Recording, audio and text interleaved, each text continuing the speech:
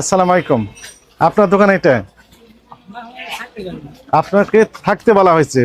মনে করেন আমি 1 কেজি হলুদের গুঁড়া নেবো, আপনি আমার কাছে বিক্রি করবেন না? করবেন তো? তার মানে আপনি দেয়। আপনার নাম কি? মোহাম্মদ। সাথে আটা আবার রং মিক্সিং করেন। আমাদের কনসার্ন 2 জায়গায়। একটা হচ্ছে ইটের খোয়া যদি দেন তাহলে তো এটা খুবই খারাপ কাজ, তাই না?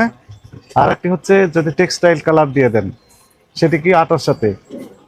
শুধু আটা দিলে এটি তো অপরাধ, কিন্তু তার সাথে যদি টেক্সটাইল কালার দেন এর তো মানুষের স্বাস্থ্য ঝুঁকি থেকে যাবে। আচ্ছা, এই আলাদা রং হয়ে যাচ্ছে যে, কালার 2টা হলো কেন বলেন? যে মনে করেন উপরে স্তরের যে রংটা, ভিতরের রং কোনো অন্যরকম, কারণ কি?